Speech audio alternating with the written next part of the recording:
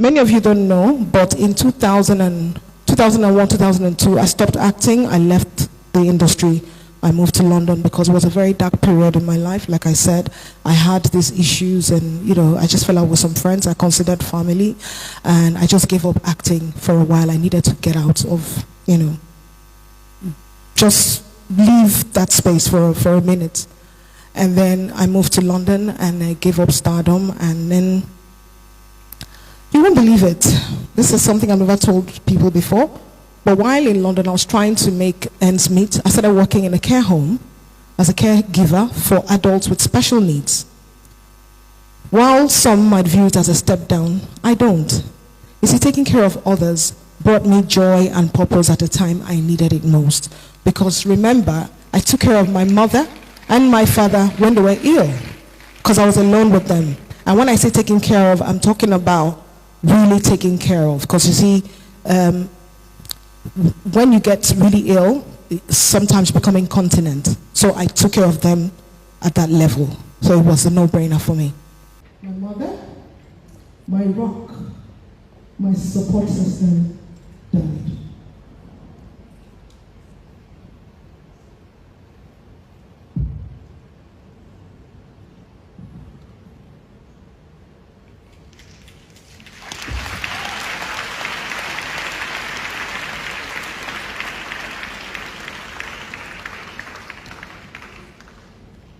I'll never forget the day in 2001 when I watched her die. I held her in my arms, my older brother and my father. We watched her die and she slipped away. It's something that never really leaves you. She died in 2001, but I think about a week ago, I still thought about her and the tears came again. It never leaves you, to be honest. You get stronger, it gets better, but it never leaves. Well, it was just unbearable for me because for me, I felt like she was supposed to be here celebrating with me, watching me chase my dreams. She was part of this process, She made sure each time I go to school and come back, I'll do my homework and then she'll prepare me for children's variety programs where I go to perform during the weekends. So she was very, very instrumental to who I am today, And then after that, I was in a bad place. I felt like there was no reason to keep going on, I remember being on the plane, going back to Lagos after she had passed. So she passed in my state where I'm from, Imo State. And then we'll have to go to Lagos and, get necessary things to come back and plan the burial. Now, I remember being on that plane, and to be honest, it was such a turbulent flight, but I did not flinch because I wanted it to crash. I was praying that I want this plane to crash so I can see my mother and be with my mother again. That's how I felt, And then it's a very empty feeling anyway. Now, you see, I'm the youngest in my family, and while I was still in secondary school, my older siblings had all moved back to the UK because they were all born there. I was only one born in Nigeria. Anyway, that's a story for another day. After our mother's funeral, they all returned back to their lives abroad. Then life for me took a turn for the worse, both emotionally and financially.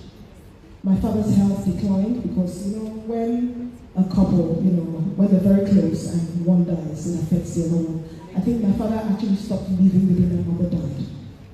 So he became ill, his health declined, and then, my siblings managed to move back to the UK, and I was now all alone in Nigeria. I found myself losing faith in the slow growth of Hollywood. Waiting months between jobs felt like an eternity. And then I lost some people whom I thought were friends, very close friends. In fact, some friends I considered family. It was just a very turbulent time in my life.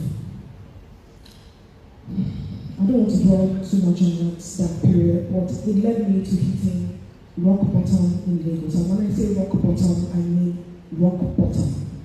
I became homeless. I was squatting with people for a stretch. And when I say squatting, I'm talking about 3-4 people in the room. It was a friend's space, and I was staying there, She choose your friends wisely is one advice I always give to young girls in my industry. It's very important to choose who, there's something Bernard said, choose your friends. It is very important to have friends who share the same vision, goals with you, people who your visions are aligned, and people who bring the very good energy, because look, the sort of energy you put out in the universe is the sort of energy you receive. That's something I always tell people. So you have to be very careful the sort of energy you surround yourself with, and also the sort of energy you're putting out there in the universe. Well, eventually my siblings found a way to get me out of Nigeria. Then I lived with my brother and his family for a while in London. And gradually I started getting myself together.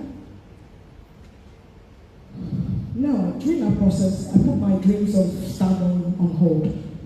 Many of you don't know, but in 2001, 2002, I stopped acting. I left the industry. I moved to London because it was a very dark period in my life. Like I said, I had these issues and, I just fell out with some friends I considered family. And I just gave up acting for a while. I needed to get out of, just leave that space for a minute. And then I moved to London and I gave up stardom, and then you won't believe it. This is something I've never told people before. But while in London, I was trying to make ends meet. I started working in a care home as a caregiver for adults with special needs. While some might view it as a step down, I don't. You see, taking care of others brought me joy and purpose at the time I needed it most. Because remember, I took care of my mother and my father when they were ill, because I was alone with them. And when I say taking care of, I'm talking about really taking care of. Because you see, when you get really ill, it's sometimes become incontinent.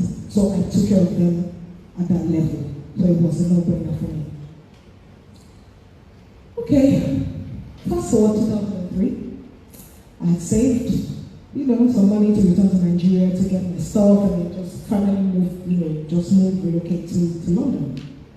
Nollywood was now beginning to thrive. In fact, they were now calling it Nollywood. We used to call it Africa film industry, or Nigeria film industry at the time. And then some of the producers were urging me to stay. I felt it was risky. I didn't want to lose my job. And also I had started a drama school in London. I just paid the fees before I came to Nigeria on holiday. Right before I went to Nigeria on holiday, I keep thinking, I'm in Nigeria, And then one day, Genevieve calls me. You all know Genevieve, right? Yes! So Jenny calls me a few days before I was to go back to London, and she said, oh, I've given your number to a producer for a film. And I'm like, I'm going back. And she's like, well, just listen to what he has to say. She was one of the people that advised me to stay back and not go back.